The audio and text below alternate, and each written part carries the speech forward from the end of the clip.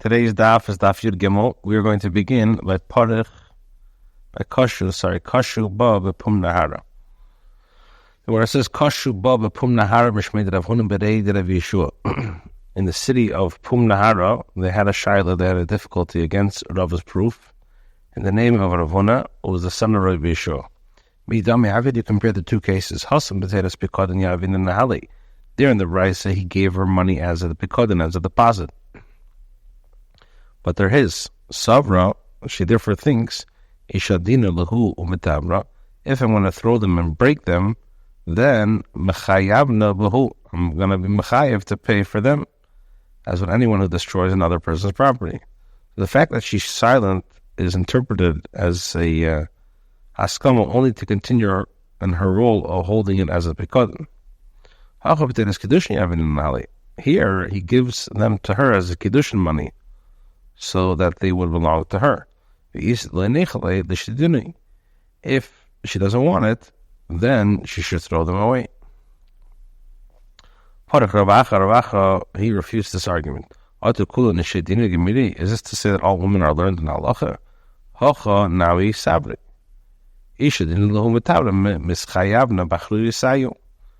Here also she thinks if I throw them and they break, I'm responsible for them. Therefore, I will not throw them.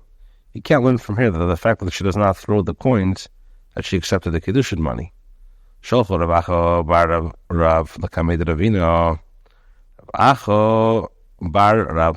sent in front of Ravina, Kahai Gavna Mai. In a case like this, what's the halacha? Sholach lei. So Ravina sent the following, Anan l'shmil lan hod Rav Huna b'rei de Rav Yeshua. Atan l'shmil lan choshulah. So he said, we did not hear the statement of Rav Huna. Therefore, we do not need to take into consideration. You who heard it should be concerned about this possible condition. Where says a story, who it said to have it called Mezavna Varsheche. There was a certain woman who was selling belts. Also, who gavra chata Varsheche minei.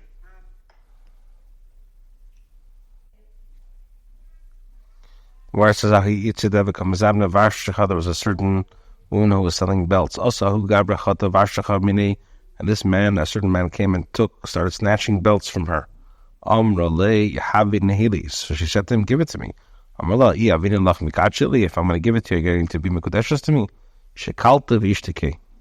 She took it and was silent. Amra Nachman yichil v'meimar. And Nachman said she could say, in shkali. Yes, I did take it. However, the shkali, I took my own belts. In other words, there's no proof that she agreed to accept the Kidushin. So Rav asked Rav Nachman Shaila, halacha is if a man was mekadosh a woman with property that was taken by robbery, or with property that was taken by force. So now, in other words, when the owner was reluctant to sell it, or with property that was taken by geneva, by theft, or was grabbed, or if he grabbed the seller from her hand and was mekadosh with her, the halacha is mekadosh. So why does Rav Nachman say here that when he took it from her and was mekadesher, she's not mekadeshes? So the Gemara answers, Hasam bi de shadich. There, it's referring to a case where he had previously arranged to marry her, and therefore, if she remained silent, she certainly agreed to the Kiddushin. We know Tamer the Shunle ben shadich of le tamrich. And from where do you know to say that there's a difference between a case where he had previously arranged to marry her and when he had not arranged to marry her? I thought you wanted to buy some Amr law. Kinti Salazu Shani Chayv Lechi. Chazvar Amr he's catched the boy, Bishas Man Mois, Rats Mekadeshus. Let us say any Mekadeshus. The halacha is that in a case where a man who said to a woman, take this seller that I owe you, and he went back and said to her, be Mekadeshus with me. So if he said that at the time the money was given and she wanted it, the halacha is Mekadeshus. However, Lachar Matan Mois, if he issued a statement after the money was given, then afilu ratza, even if she wanted any mekadeshes, she's not mekadeshes. So Rachman says, "My ratza, my ratza." What is the meaning of she wanted and what is the meaning that she did not want? Now, if you're going to say that, what does it mean she wanted? It means that she said yes. And what does it mean she did not want? It means she said no. Ha ishtik have a Kidushin, which would imply that if she would be silent, then it would be Kidushin. However, v'nistim b'kedusha stam kihasam. But if so, let the Brisa teach simply that she's Mukadeshus without specifying, as it did in the previous case with regards to a person who said, take the Sela as a Pikodan. It's obvious that if she explicitly said no, she's not Mukadeshus. Rather, rather, you must say that she wanted means she said yes, and she did not want means that she remained silent. In the case of silence, that the Brisa taught that she's not Mukadeshus, my time, but what's the reason that the Kidushin is not a good Kidushin if she remains silent? Because she could say, yes, I took my own property, I never had the kavanah to be Mukadeshus to.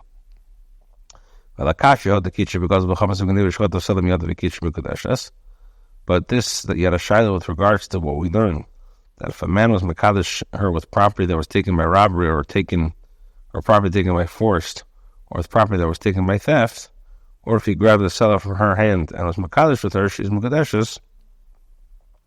Rather, we must say there's a difference if they were speaking about marriage before or not. Where it says a story, when Asi died, so the Chachamim assembled to collect his statements. In other words, they wished to review his rulings of halacha, maybe, hopefully, that should not be forgotten. So a certain member of the Chachamim, and Rabbi Yaakov was his name, said to them, this is what he said, that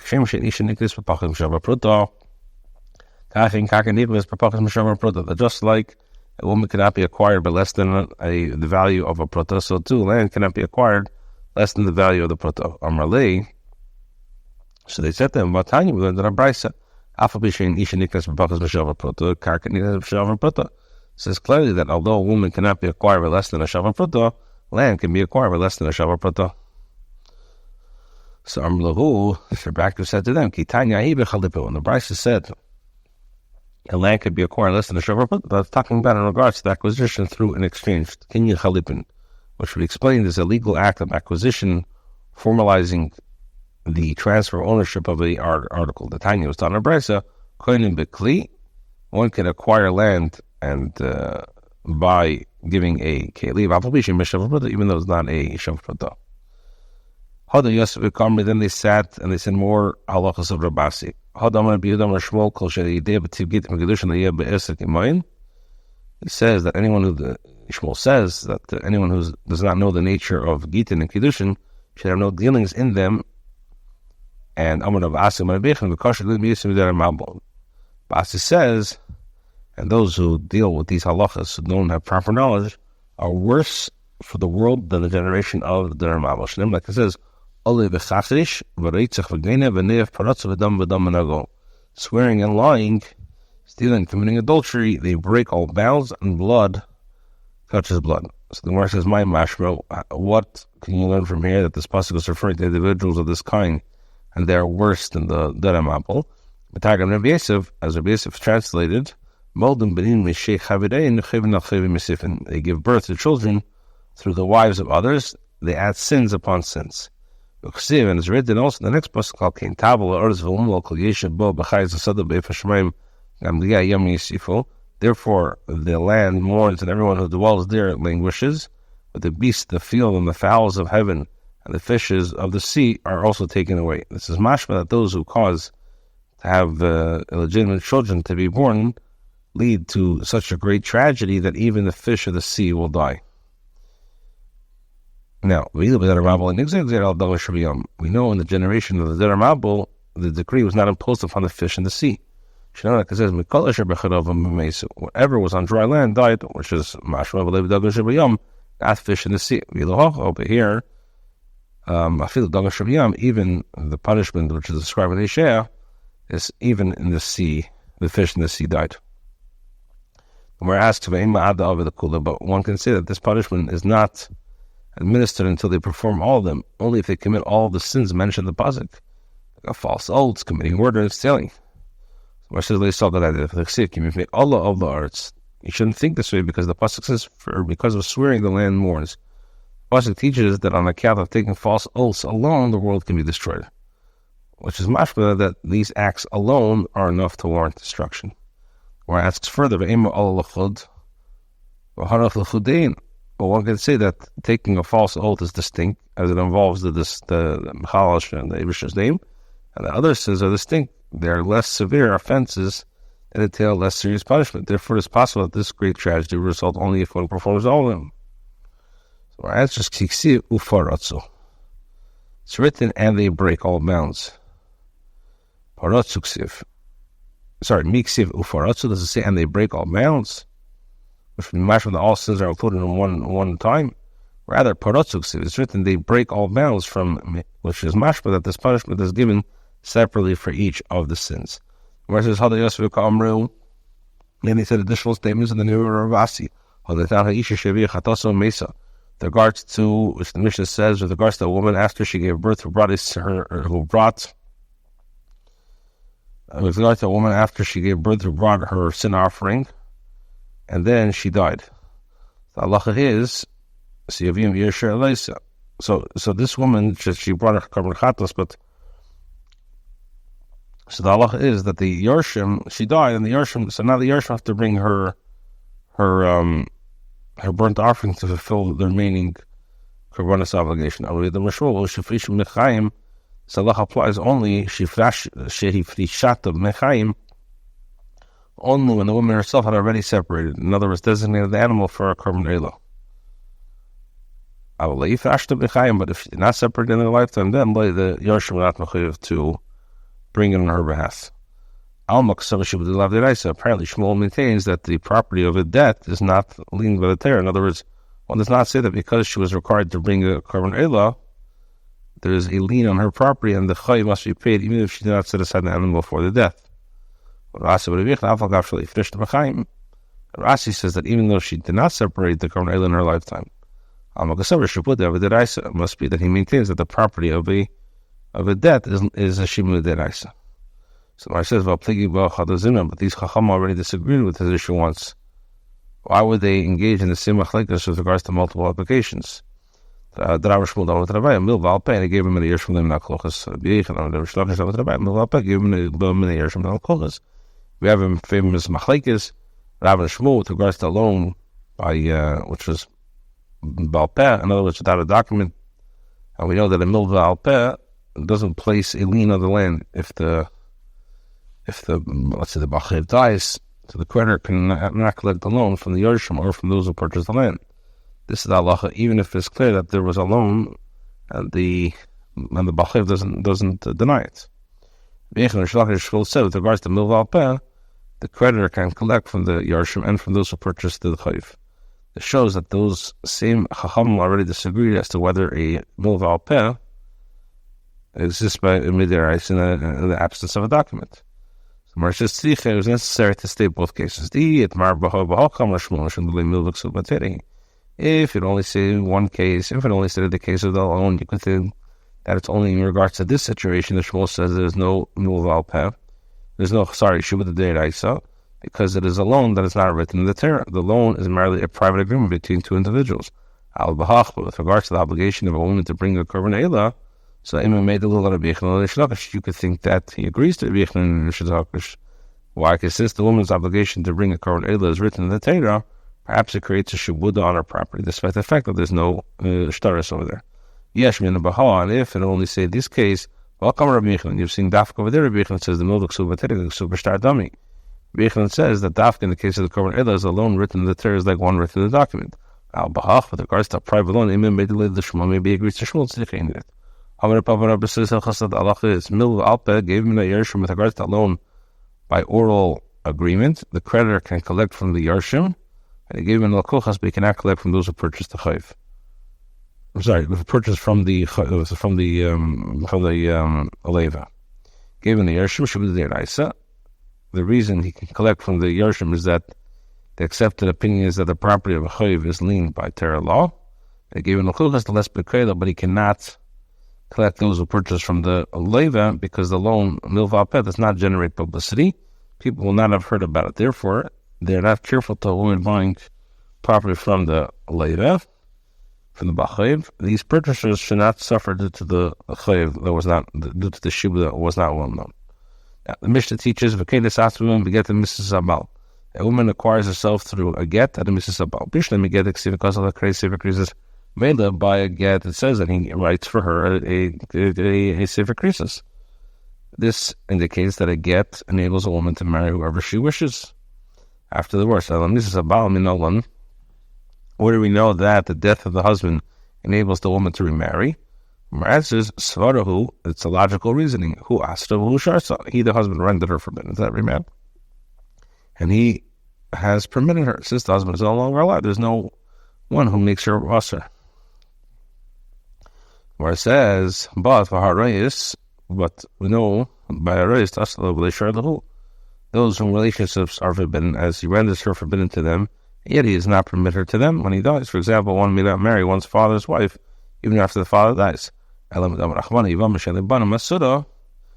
from the fact that the Torah states that Yivama, who does not have children, is also from marrying anyone besides the Yavam, we can imply that a widow who has children from her, Materis is Mutter.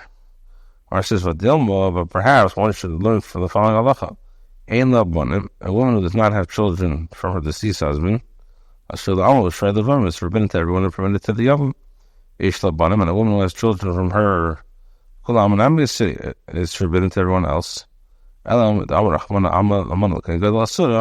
The fact that the Torah states that a widow is forbidden to a Gadol is also the Kain Head in the Shari. The Mar asks, perhaps one can say that she's forbidden to a Kain Gadol, whereas to everyone else it's a positive mitzvah. The Mar asks, this mitzvah say, what is the purpose? If the death of the husband affects her status, it should be entirely permitted.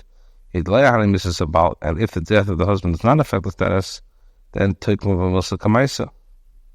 she remains in her initial state when her husband was alive.